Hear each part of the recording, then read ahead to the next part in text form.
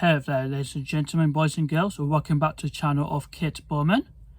You probably might recognise me as a storyteller and a small video creator, but as a beginner, of course, I am so glad to see that you're finally here to join me for another reading out for you guys. I hope you feel more entertained when listen and learn for story time. It seems quite interesting to enjoy my story so far. I hope you enjoyed reading out so far. I really appreciate your comments and listen to a story. So, first of all, I will show you a British classic children's storybook. I'm going to read to you in a minute. So, I shall have got, perhaps you might be familiar with, The Sheep Pig. It was written by Dick Smith. This story of the sheep pig, a character named Babe, the piglet, who lives in the farm with Mrs. and Mr. Hoggett.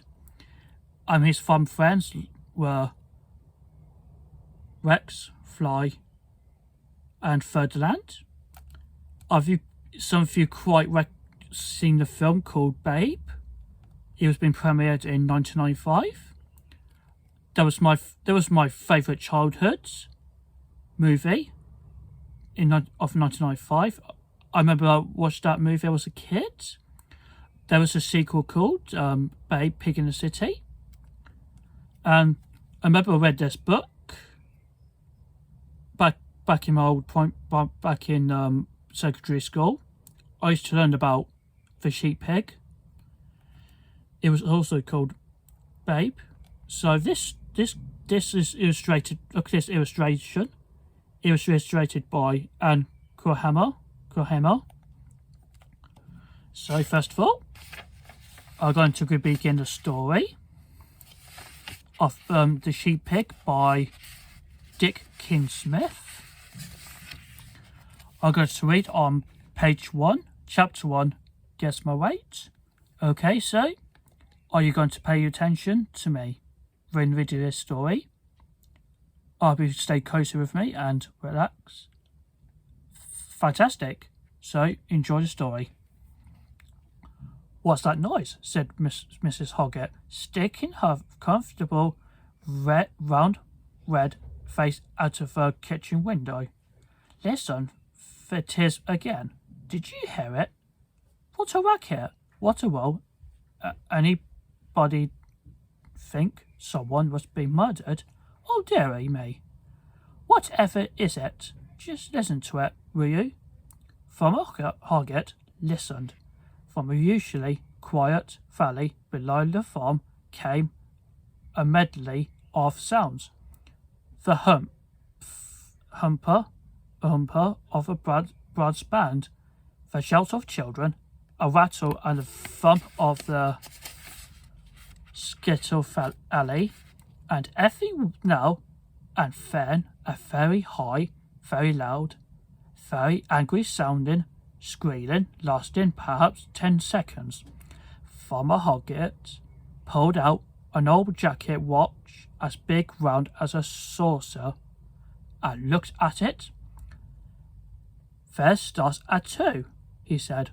It started.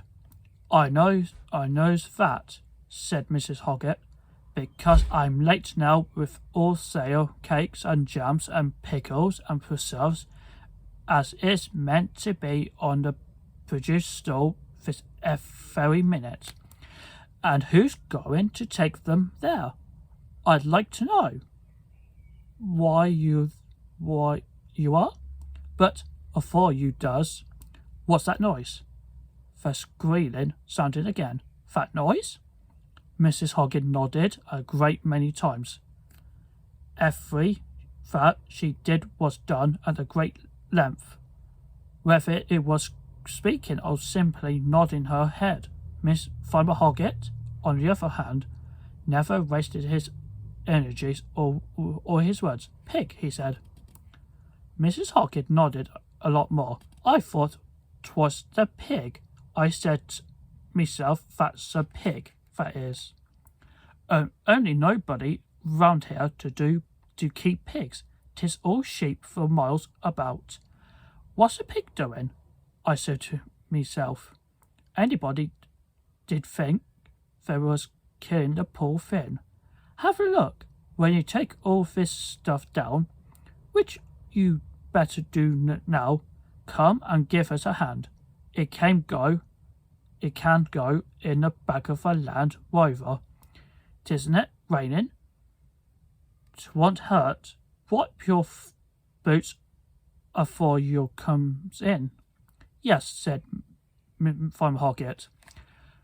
When he had driven down to the village and made his delivery to the produce store, Farmer Hoggett walked across the green past the hopper stall and the coconut shy and Aunt Sally and Skittles and the band, to the source of squealing noise which came every now and again from a small pan of hurdles in a far corner against the churchyard wall. By the pen sat the vicar, notebook in hand, a cardboard box on the table in the front of him. On the hurdles, Herner noticed, guess my weight. 10 pence a go. Inside was a little pig. As Farmer Hoggett watched, a man leaned over and picked it out of a pen. He heaved it in both hands, throwing and pursing his lips in considering way. Were you all the time? The piglet struggled madly and yelled blue murder. The moment it was put down, it quieted it. Its eyes, bright, intelligent eyes, met the farmer's. They regarded one another. One saw a tall, thin, brown-faced man with very long legs, and the other saw a small, fat, pinky, white animal with very short ones. Ah, come along, Mr. Hoggett, said the vicar. You'll never know. He could be yours for 10 pence. Guess his weight correctly, and at the end of the day you could be taking him home. Donkey pigs, said Farmer Hoggett. He stretched out a long arm and scratched his back gently. He picked it up and held it before his face. He stayed quite still and made no sound. That's funny, said the vicar. Every time saw that someone has picked him up, he screamed his head off. He seems to like you. You'll have to have a guess.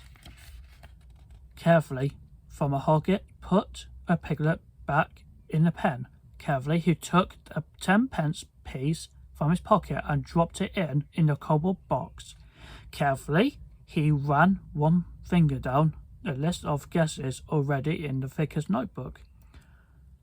Quite a flirtation, said the vicar. Everything from a 20 pence to 40 so far. He wrote down Mr. Hoggett and waited, pen poised. Once again, slowly, thoughtfully, the farmer picked the piglet up. Once again, it remained still and silent. 31 pounds, said Farmer Hoggett. He put a little piglet down again. And a quarter, he said. 31 and a quarter pounds. Thank you, Mr. Hoggett. We shall be weighing a little chap at about half past 4. Big old then? Ah, well, we can always tell on you if you should be lucky enough to win him. Never win nothing. As he walked back the green, crossed the green, the sound of a pig's yelling rang out as someone else had a go. You do never win nothing, said Mrs. Hoggett at tea time, when her husband, in a very few words, had explained matters, though I've often thought I'd like the pig. We could feed him on scraps he had came just right for Christmas time. Just think, 2 nice hams, 2 sides of bacon, pork chops, kidneys, liver, chitterings, trotters, save his blood for black pudding. There's a telephone. Miss Farmer Hoggett picked it up. Oh, he said. In a farmyard, Fly, the black and white collie, was beginning the training of her 4 puppies. For some time now, they had shown instinctive interest in everything that moved, driving it away or bringing it back, turning it to left or right, in fact, herding it. They had begun with such things as passing beetles, but now ready. Fly considered for larger creatures. She set them to work on Mrs. Hoggett's ducks. Already the puppies were beginning to move as sheepdogs do, seeming to creep rather than walk, heads held low, ears pricked, eyes fixed on angrily cracking birds as they maneuvered them about the yard. "Good boys," said Fly. "Leave them now. Here comes the boss." The ducks went grumbling off to the pond, and the 5 dogs watched as the Farmer Hoggett got out of a Land Rover. He lifted something out of a crate in the back and carried into the stables. "What was that, Mom?" said one of the puppies. "That was a pig." "What will the boss do with it?" "Eat it," said Fly. "When he's big enough, he will eat us," said another rather nervously. When we're big enough? Bless you," said his mother. "People only eat stupid animals like sheep, dogs and ducks and chickens. They don't eat clever ones like dogs." "So pigs are stupid," said the puppies. Fly hesitated. On the one hand, having been born and brought up in the sheep country, she had in fact never been personally acquainted with a pig. On the other, like most mothers, she did not wish to appear ignorant before her children. "Yes," she said, "they are stupid."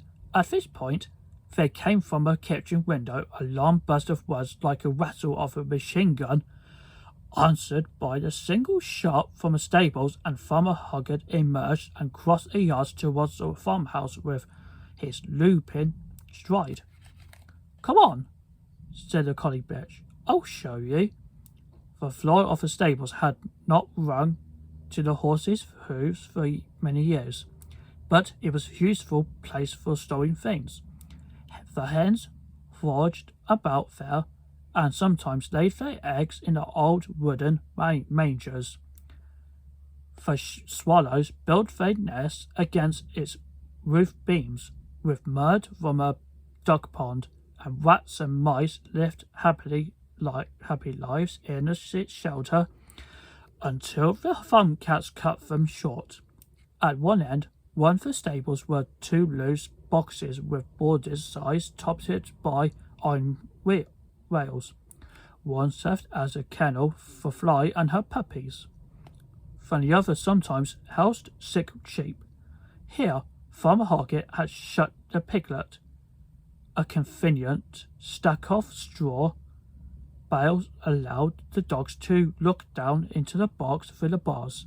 "It certainly looks stupid," said one of the puppies, yawning. At the sound of the words, the piglet glanced up quickly. He put up his head on one side and regarded the dogs with sharp eyes. Something about the sight of this very small animal standing all by itself in the middle of a roomy loose box touched Fly's soft heart. Already she was sorry that she had said that pigs were stupid, for this one suddenly did not appear to to be so.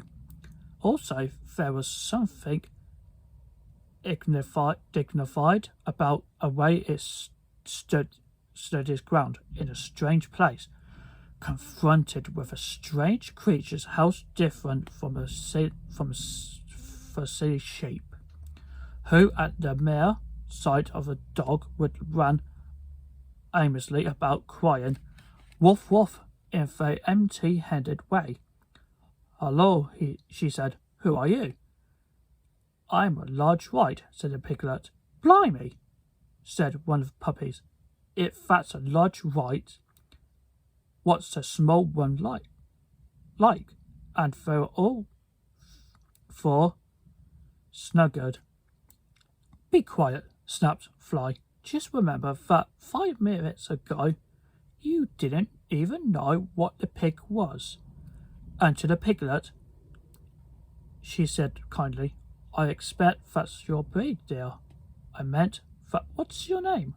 "I don't know," said the piglet. "Well, what did your mother call you to tell you apart from your brothers and sisters?" said Fly, and then wished she hadn't, for at the mention of his family, the piglet began to look distinctly unhappy. His little forehead wrinkled, and he gulped, and his voice trembled as he answered, "She called us all the same." "And what was that, dear?" "Babe," said the piglet. The puppies began to giggle until their mother silenced them with a growl. "But that's a lovely name," she said.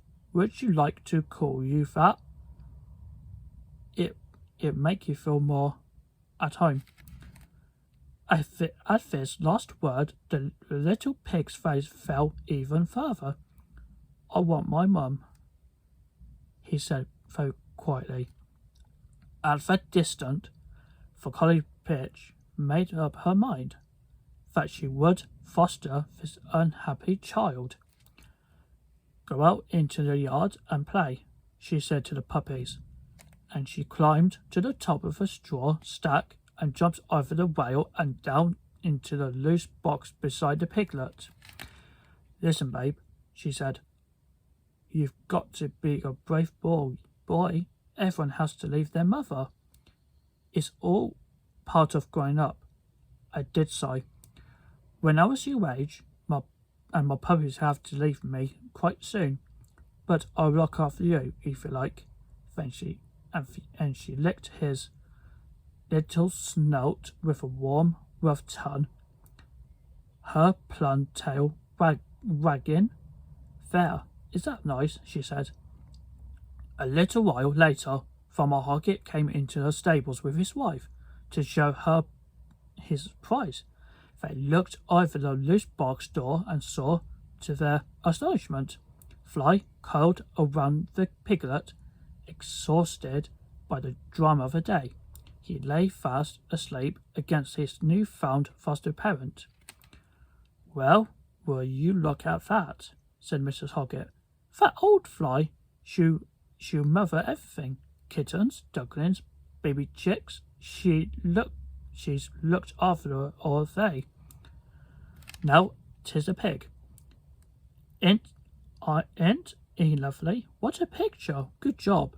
He didn't know where he will fish up, but he'll be big then, and he'll be glad to see the back of him, or the hand of him, I should say. Shan't us wonder how I shall get it all in the freezer." "Pity really," said the farmer Hoggett absently. Mrs. Hoggett went back to the kitchen, shaking her head all the way across the yard at thought of her husband's soft heartedness. The farmer opened a loose box door, and to save the effort of a word, clicked his fingers to call the bitch out. As soon as Fly moved, a piglet woke and followed her, sticking so close to her that snout touched her tail tip. Surprise first, Farmer Hoggett into speech. Fly? He said in amazement. Obediently, as always. The collie bitch turned and trotted back to him. The pig trotted behind her. Sit, say Farmer Hoggett. Fly sat, Babe sat. Farmer Hoggett stretched his head. He could not think of anything to say. By dog, it was plain to Farmer Hoggett that whether he liked it or not, no, Fly had not 4, but 5 children. All the long summer evening, Babe had followed Fly about a yard and buildings aimlessly. It seemed to watching Farmer, though of course this was not a case. It was in fact a conducted tour. Fly knew that if this foster child was to be allowed his freedom and constant reassurance of her company for which he obviously craved, he must quickly learn, and patiently. He was quite a learner, his way about a place, and that he must be taught, as her puppies had been taught, how to behave like a good dog. A pig you may be, Babe, she had begun by saying, but if you do as I tell you, I shouldn't be a bit surprised if the boss doesn't let you run about with us. Instead of shutting you up, he's a kind man, the boss is. I knew that, said Babe. When he first picked me up, I can feel it. I knew he wouldn't hurt me. You wait. Began with the puppies and then stopped suddenly at his mother's warning growl. Though she said nothing. All 4 of her children knew immediately by instinct what she meant. Wait for what? Said Babe. You wait half a tick, and you will take you round and show you everything, said the first puppy hastily. Won't we, Mum? So Babe was shown all around the yard and the farm buildings and introduced to the creatures who lived thereabouts, the ducks and the chickens and other poultry and the farm cats. He saw no sheep, for they were all in the fields. Even in the first hour, he learned a number of useful lessons as the puppies had learned before him. That cats scratch and hens peck, and that turning your back on the turkey cock means getting your bottom bitten, that chicks are not for chasing and eggs are not for eating. You do as I say, said Fly, and you'll be all right. She thought for a moment. There is one thing, though, Babe, she said, and she looked across at the back door of the farmhouse. If I go in there, you stay outside and wait for me. Understand? Aren't pigs allowed in there? Said Babe. No one live, not live ones, said one of the puppies, but he said under his breath. No, dear, said Fly. Well, not yet anyway, she thought, but the way you are going on, I shouldn't be surprised at anything. Funny, she thought. I feel really proud of him. He learned so quick, quite as any sheepdog. That night, the loose box in which Babe had first been put was empty. In the next door one, all 6 animals slept in a straw together, though he did not tell his wife. Farmer Hoggett had not had a heart to shut the pig away. So happy was it in the company of the dogs. At first, the puppies had not been equally happy at the idea. "Mum," they said, "well, he'll wet the bed." "Nonsense," said Fly. "If you want to do it, anything, dear, you go outside, there's a good boy." I nearly said, "There's a good pup," she thought. Well, whatever next. In fact, in the days that followed, Babe became so dog-like. What with coming when Fly came and sitting when Fly sat, and much preferring dog's food to anything else he was offered, that Farmer Hoggett caught himself half expecting, when he patted a piglet, that it would wag his tail. He would not have been surprised if he had tried to accompany Fly when he called her to go with him on his morning rounds, but it had stayed in the stables, playing with the puppies. "You stop with the boys, Babe," Fly had said. While I see to the sheep, I shan't be long." What's sheep?" the piglet said when she had gone. The puppies rolled about in the straw. "Don't you know that, you silly Babe?" said one. "Sheep are animals with thick woolly coats and thick woolly heads, and men can't look after them without the help of his likes of us," said the fourth. "Why don't they need you?" said Babe. "Because we sheep-dogs." They cried together and ran off up the yard. Babe thought about his matters of sheep and sheep-dogs a good deal during the first couple of weeks of his life on Hoggett's farm. In that time, 5 puppies, now old enough to leave home, had been advertised for sale, and Fly was anxious to teach them all she could before they went into the world. Daily she made them practice on the ducks, while Babe sat behind her and watched with interest, and their daily skills improved, and the ducks lost weight and patience.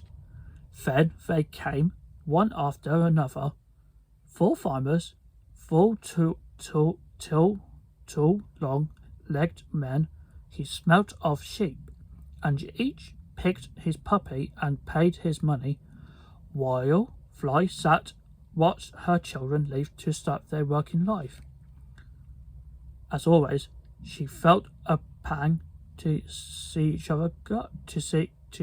go, but this time, after the last had left, she was not alone. "It's nice, dear," she said to Babe. I've still got you, but not for all that long," she thought. "Poor little chap, in 6 months or so he'll be fit to kill at last.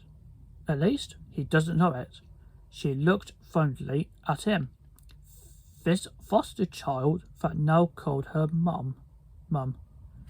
He had picked it up, naturally enough, from her puppies, but it pleased her to hear it now more than ever. "Mum," said Babe. "Yes, dear."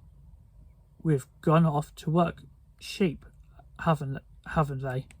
"Yes, dear, because they are sheep-dogs, like you. You are useful to the boss, aren't you, because you are the sheep-dog?" "Yes, dear." "Well, Mum." "Yes, dear." "Can I learn to be a sheep-pig?" After the last of the puppies had left, the dogs heaved a general sigh of relief. They looked forward to a peaceful day and paid no attention when the following morning Fly and Babe came down to the pond and sat and watched them as they scrattled, scrackered, and splattered into soupy green depths. They knew that old the old dog would not bother them, and they took no notice of a strange creature at her side.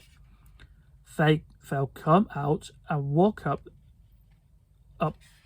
the yard in the minute, said Fly. Then you can have a go at fetching them back, if you like.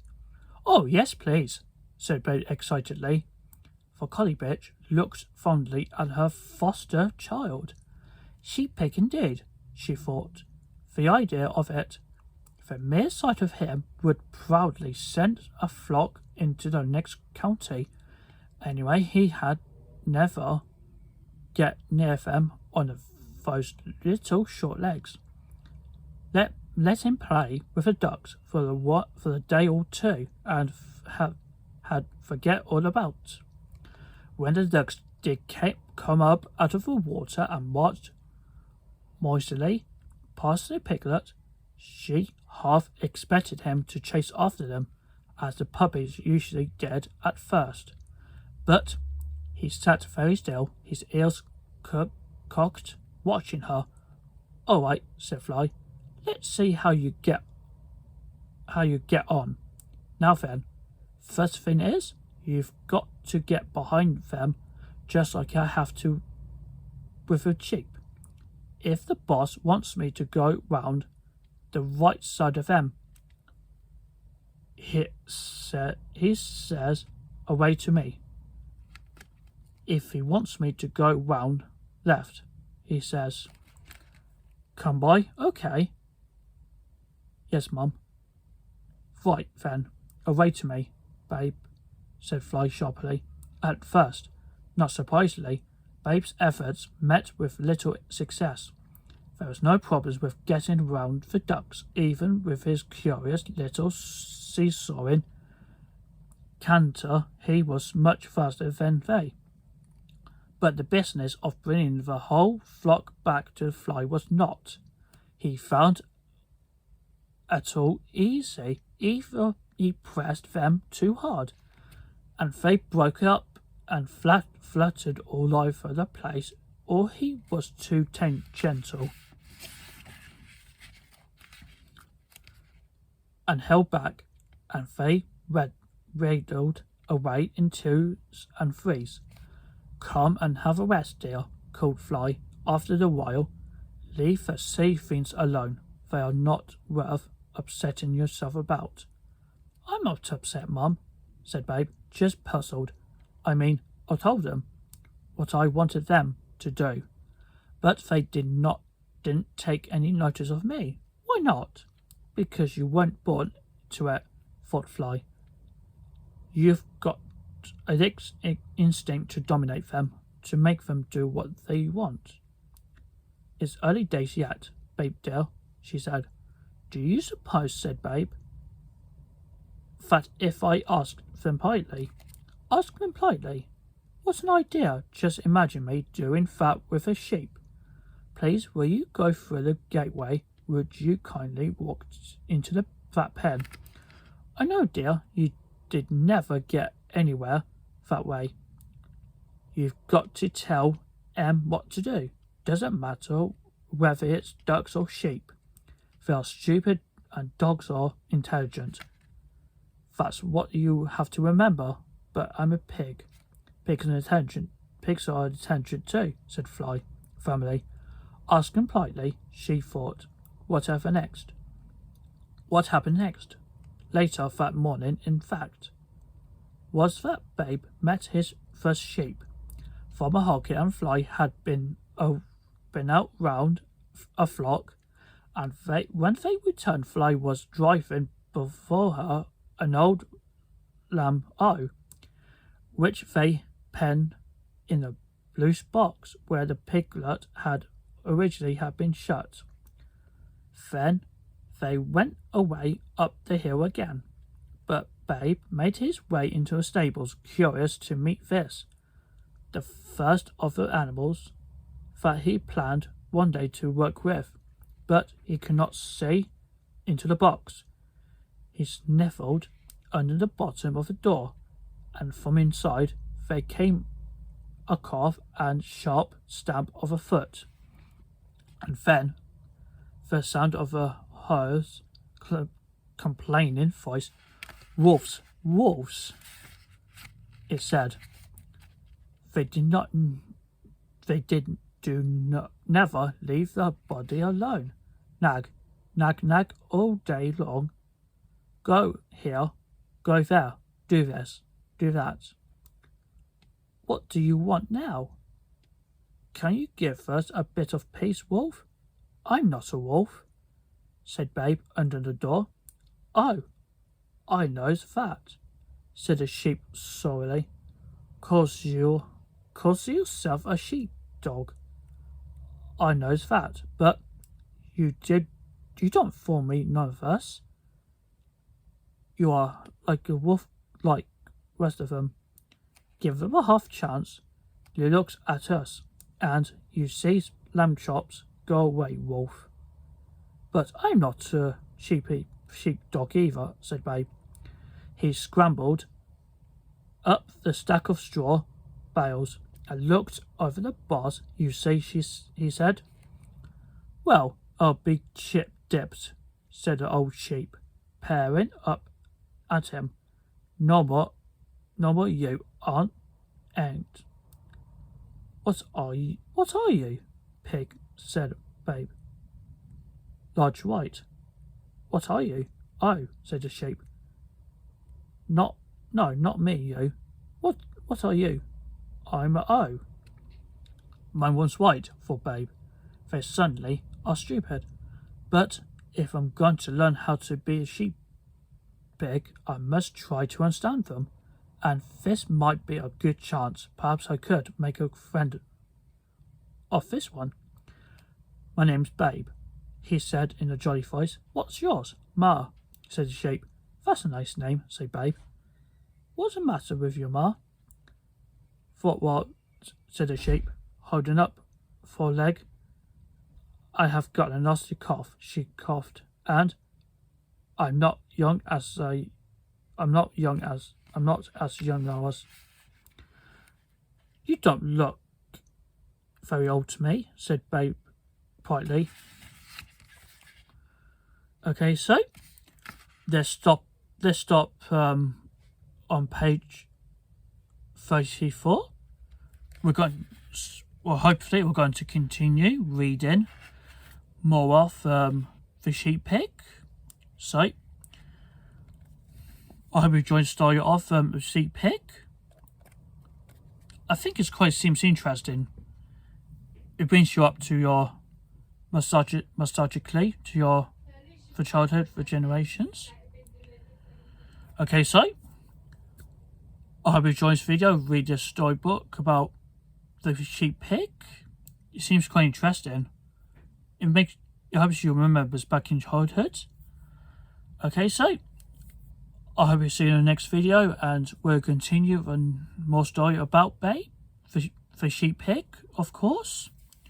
Okay, guys, so I'll see you on the next chapter 2.